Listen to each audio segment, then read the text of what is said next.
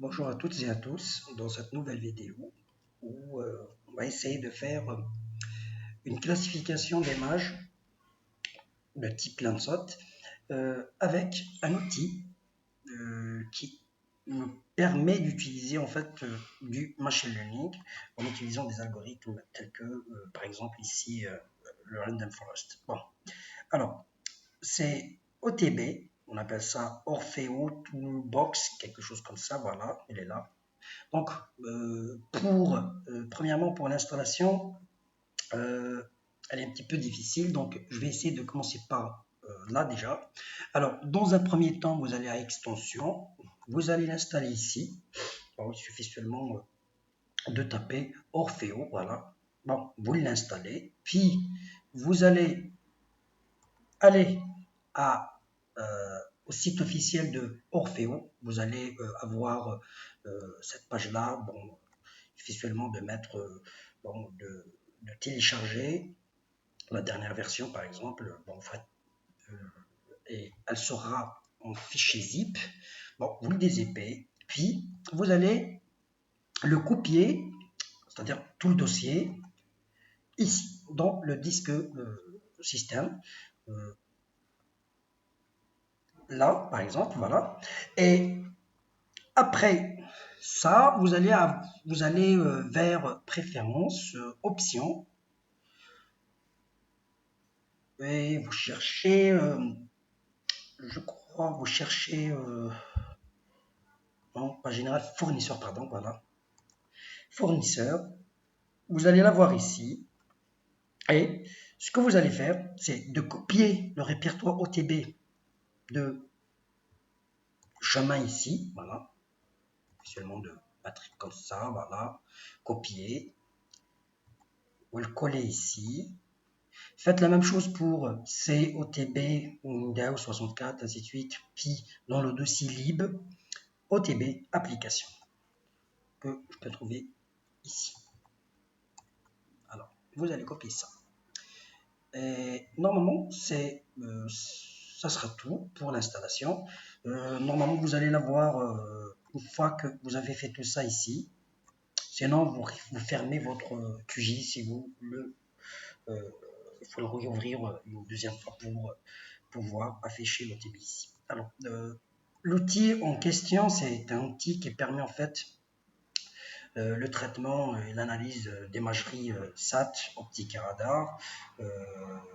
Et puis, il a quand même ça comme pour le learning et tout ça. C'est ce qu'on va faire avec la classification.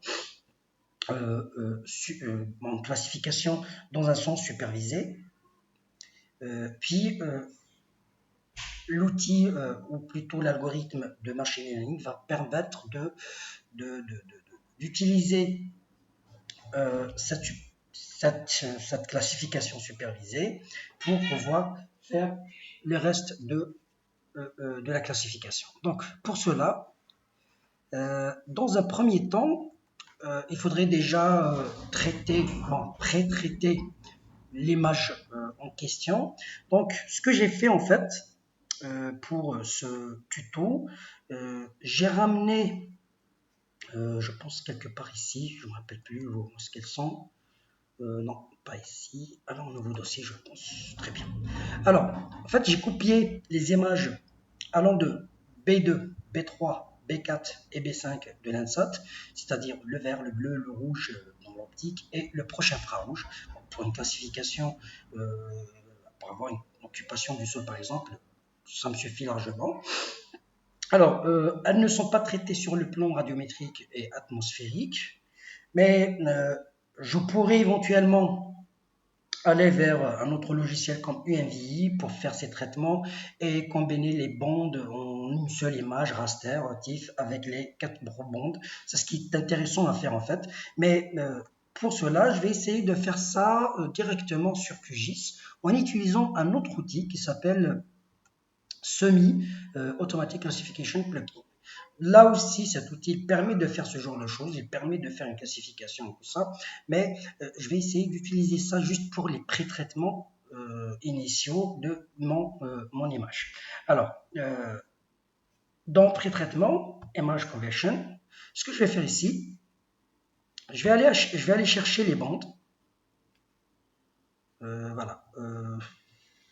Sélectionner un dossier. Je suis dans Bureau. Les voilà. Attendez, si... voilà, très bien. Maintenant, pour euh, le metadata,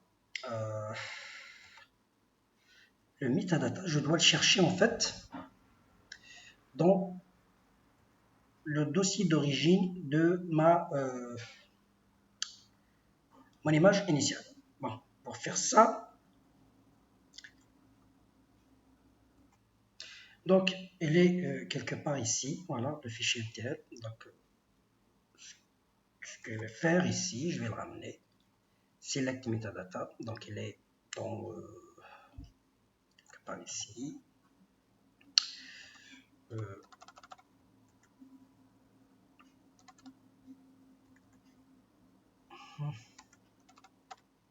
Téléchargement, le voilà.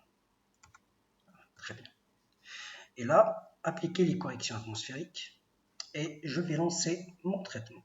Alors là, en fait, ce que je devais faire, une fois que j'ai les fichiers, il va me demander en fait de les corriger, enfin le dossier de le output, je vais l'enregistrer dans, je vais revenir dans Bureau, nouveau dossier, voilà.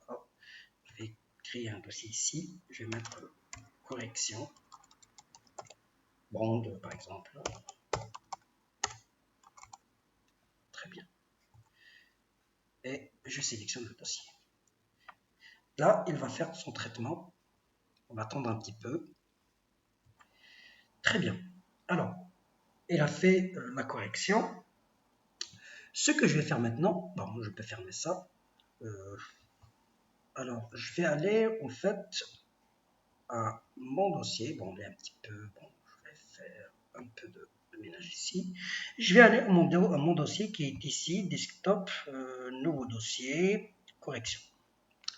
Et voilà. RT.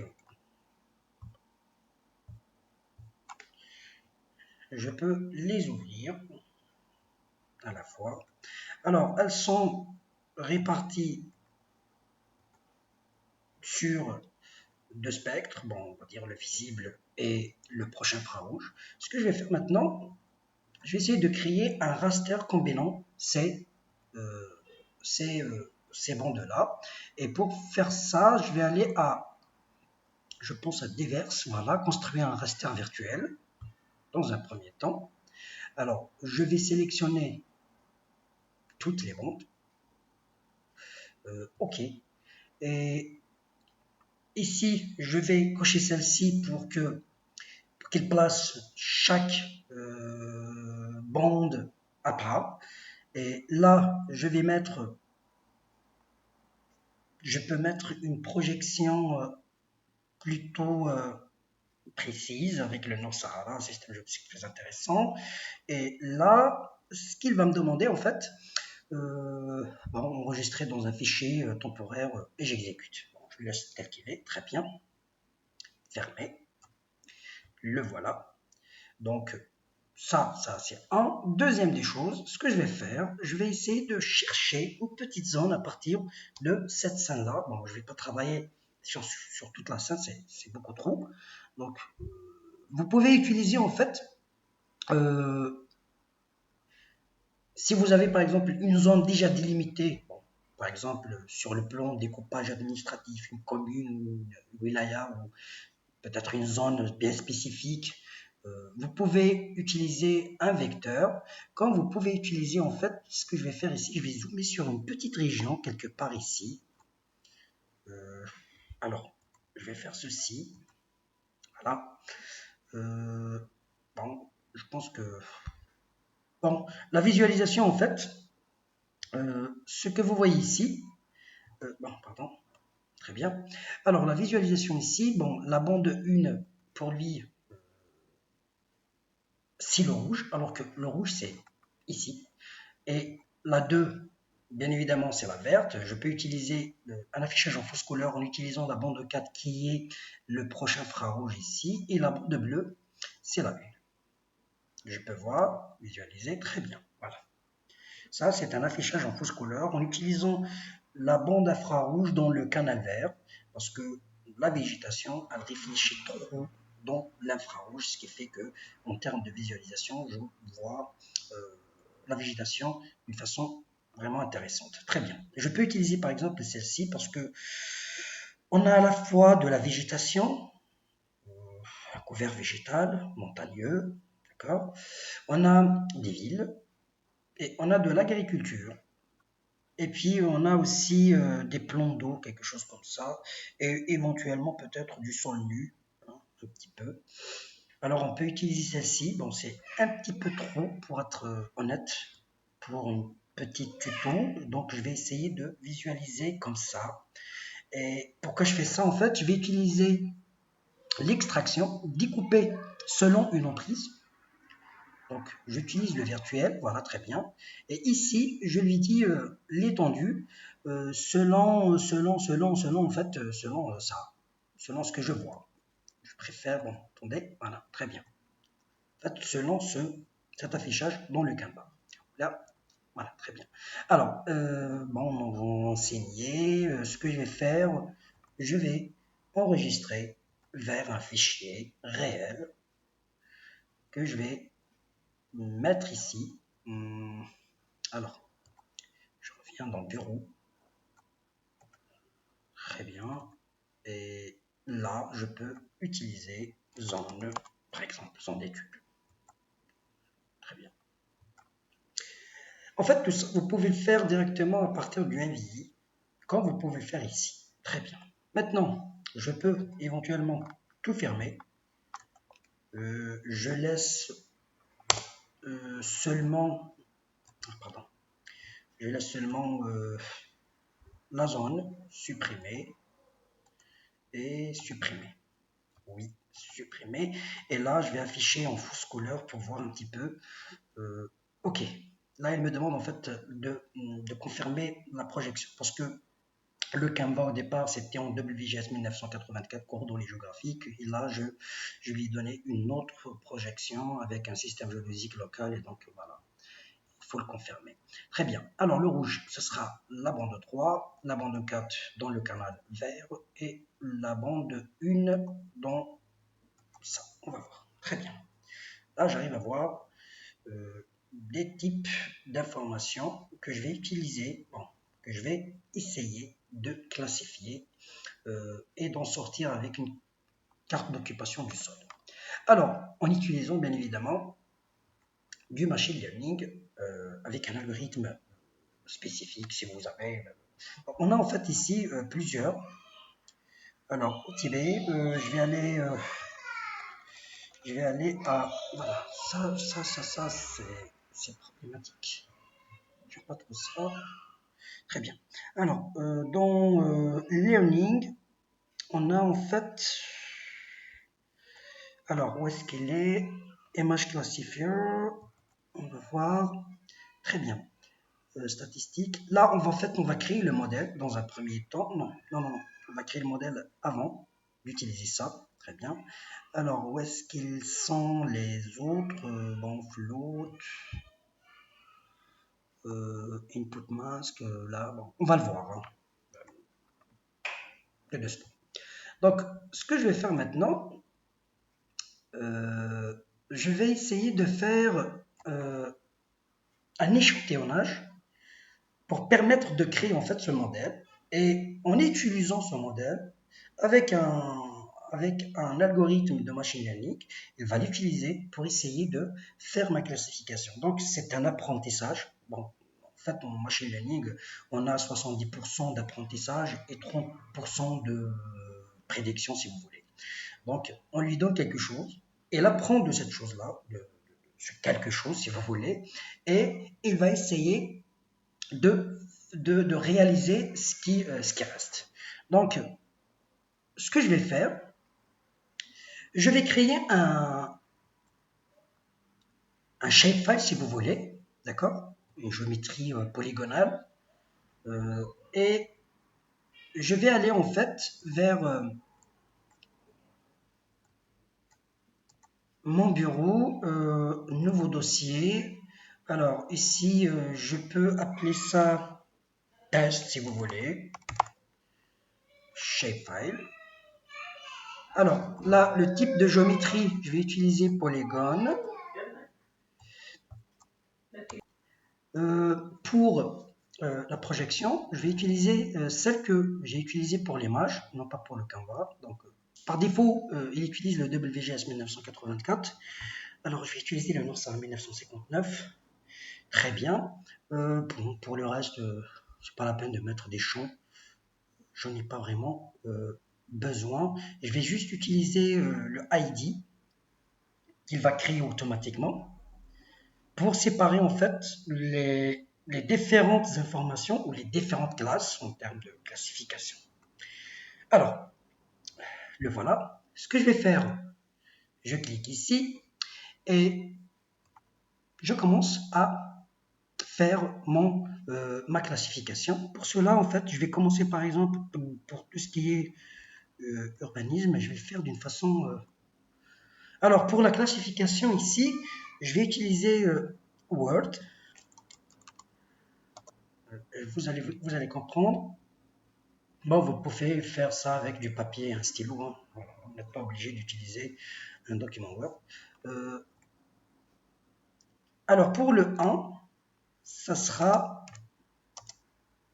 Je sais pas, on va mettre construction ou quelque chose comme ça. Construction, plutôt urbanisme si vous voulez. Très bien. C'est-à-dire que ici, je vais mettre 1. Voilà, c'est tout. Très, très simple. Je vais faire la même chose ici.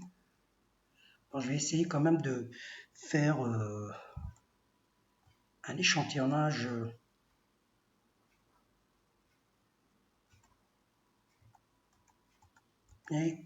exhaustif sur le plan spatial. Je vais essayer de... Donc, ça sera toujours 1.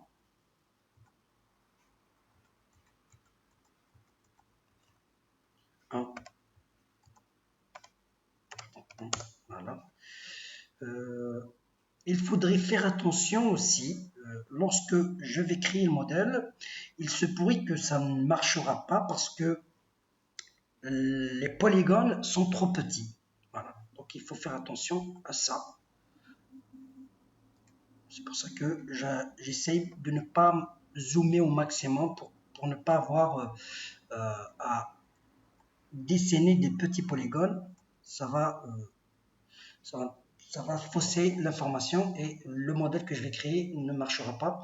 Et je vais utiliser autre chose. Je vais utiliser par exemple celle-ci, Tiles Plus, pour créer, plutôt pour afficher un fond de carte.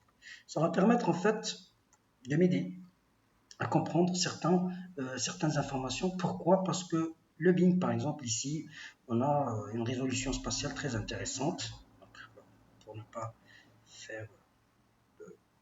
voilà, très bien. Et on va attendre un petit peu. Voilà. Par exemple, ça va m'aider en fait à afficher l'information avec une résolution spatiale intéressante. Voilà. Regardez ici, par exemple, celui-ci, c'est du son.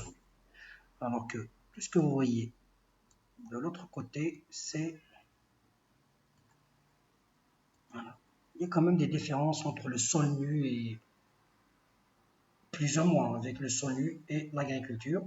Bon, on va essayer quand même de faire ce qui est sûr comme information liée à la construction par exemple ou l'urbanisme. Bon, le terme urbanisme il est un petit peu bon, c'est pas grave. Alors, je peux m'arrêter ici et faire autre chose comme l'agriculture par exemple. Voilà.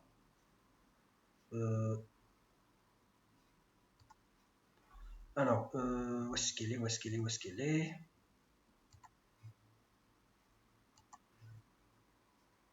Ah oui, je dois faire ça. Pardon. C'est des petites. Ok. Alors, on va passer à l'agriculture. Bon, je peux éventuellement mettre le tout. ça sera 2. Donc, tout ce qui est de agriculture,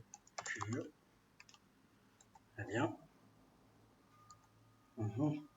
Quoi d'autre?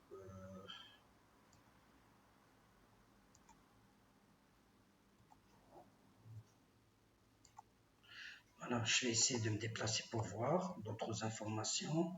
Je peux éventuellement essayer de dézoomer pour pouvoir faire. J'ai pas vraiment trop d'agriculture, un petit peu quand même ici. Je vais l'utiliser. Voilà. Je confirme quand même avec ça, oui, que ça, c'est de l'agriculture.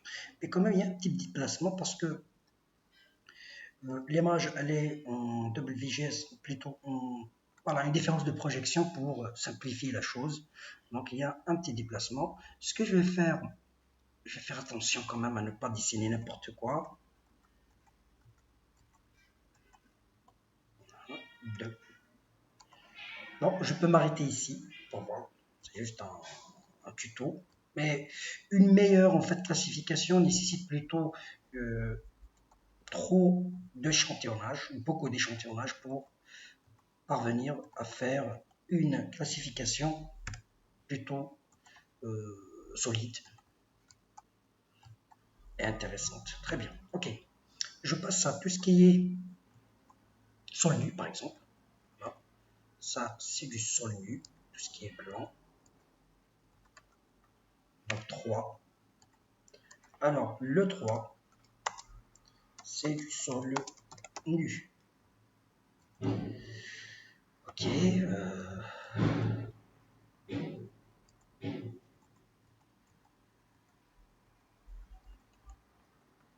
3.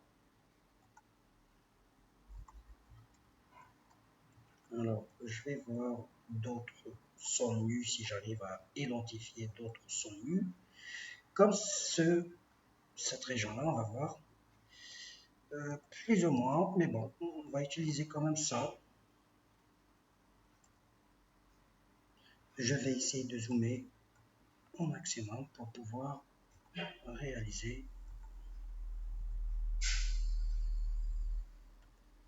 Voilà, 3. Si je ne m'abuse pas, 3, oui, très bien.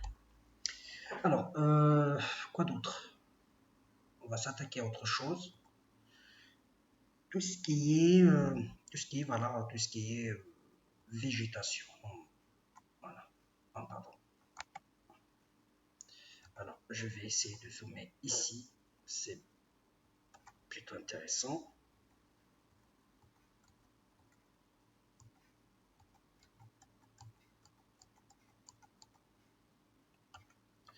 Alors, ce sera 4. 4.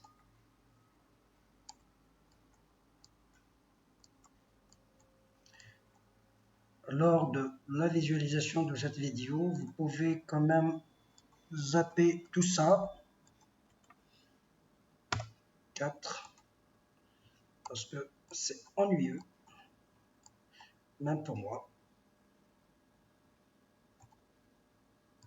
Alors ça, en fait, ce que vous voyez ici, c'est de l'ombre, je crois, par rapport en fait à l'angle d'acquisition de l'image. Donc, il faudrait quand même le mettre comme une sorte de végétation pour ne pas avoir d'erreur. Alors, vous pouvez aller au-delà de ce que je viens de faire ici. Alors, tout ce qui est plomb d'eau, j'arrive pas à les voir.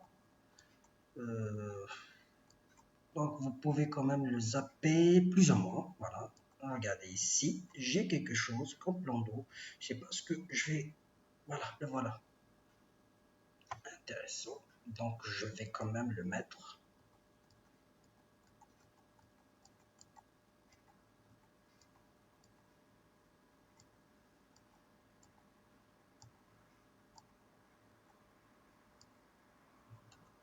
Voilà.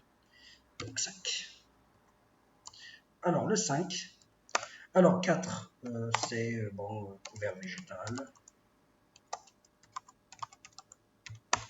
Et 5, non, 5, plan d'eau. Très bien.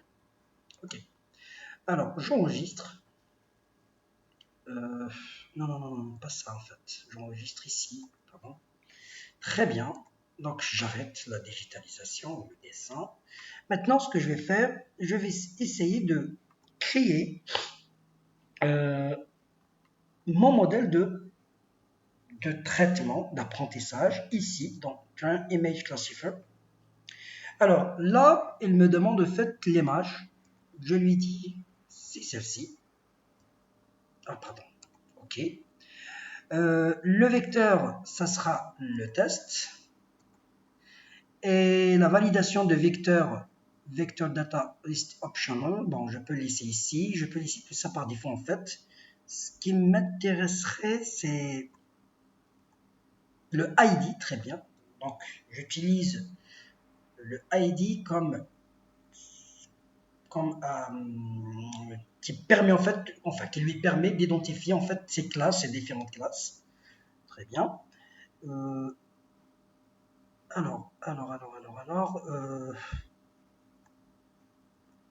ici, euh, j'ai utilisé par exemple le Random Forest. Très bien. Le output model. Alors, je reviens quand même ici pour ça. Ce que vous voyez ici, c'est des algorithmes d'apprentissage. Vous pouvez utiliser libsvm, le boost. Bon, vous pouvez quand même NN, KNN, ainsi de suite. Vous pouvez utiliser, bon, vous pouvez les essayer tous si vous voyez. Euh, bon, vous pouvez avoir quand même des, des petites différences entre tel algorithme et tel. Donc voilà. Bon, pour ce tuto, je vais utiliser le Random Forest. Et là, je vais enregistrer mon modèle.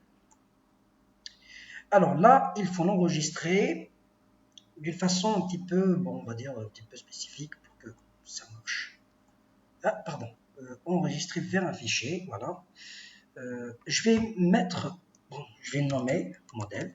Et là, je vais l'enregistrer en tant qu'extension texte. Il faut le mettre.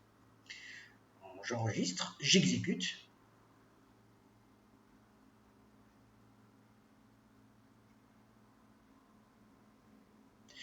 En fait, pour la création de modèles, bon, pour moi, ça a marché, mais ça pourrait ne pas marcher. Et l'une des erreurs les plus communes, c'est en fait la taille d'échantillonnage ou la taille des polygones. Donc, il faut les agrandir pour ne pas avoir de problème. À une certaine dimension, une certaine surface ou une certaine taille, si vous voulez, de ce polygone, le modèle ne peut pas apprendre, ne peut pas s'exécuter. Alors, je ferme. Et là, je vais aller à Image Classifier. Alors, avant de faire quoi que ce soit, je vais supprimer ça. Oui, ok. Et là, je vais mettre, bon, très bien comme ça. Là, maintenant, je vais passer à la classification supervisée, plutôt en utilisant en fait le machine learning, c'est-à-dire le modèle que je viens de créer avec l'algorithme Random Forest. Alors là, je vais mettre la zone. Bon, c'est pas la peine. Le modèle, je vais le chercher. Voilà. Elle est dans Bureau. Nouveau dossier. Le voilà. Et les statistiques, c'est optionnel. Bon, je peux éventuellement avoir des statistiques. Je vais quand même le mettre. Non, non, non, je n'ai pas de statistiques. En fait, je n'ai pas exécuté de statistiques la dernière fois. Très bien. Alors, ça, je peux laisser tel qu'il est. Alors, la confidence map, probability map, bon, ouvrir le fichier de sortie. Bon, je peux éventuellement les enregistrer tous. Alors, ce qui m'intéresse, bon, je vais enregistrer mon image, le output. Classification. Et bon, je peux exécuter ici. Alors, je pense que c'est bon. Alors, il y a un petit problème, en fait, dont les couches suivantes n'ont pas été générées correctement. Il faudrait peut-être voir le problème où il est, la probabilité. Maybe requested particular not support it. Ah oui, je crois que je vais devoir, en fait, décocher ces deux-là.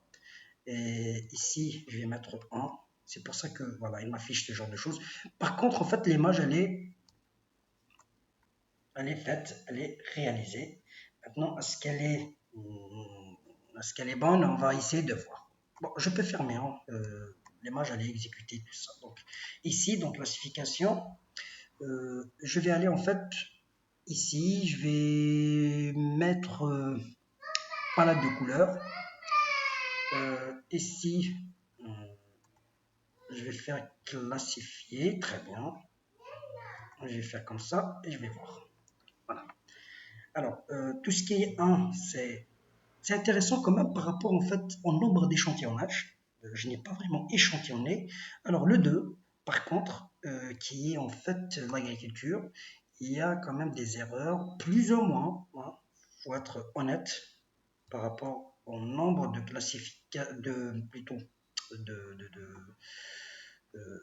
de nombre d'échantillonnages. Je n'ai pas trop échantillonné, mais quand même j'arrive à identifier différentes classes. Et c'est intéressant parce que, surtout pour l'urbanisme, il m'a permis en fait d'identifier, par exemple, cette route-là, alors que je n'ai pas fait d'échantillonnage. Alors, ça, euh, c'est pour identifier, ou plutôt réaliser une classification d'images à partir de OTB. Vous pouvez faire ça, mais essayez d'avoir plus d'échantillonnage pour pouvoir réaliser une classification intéressante. Et voilà, et merci.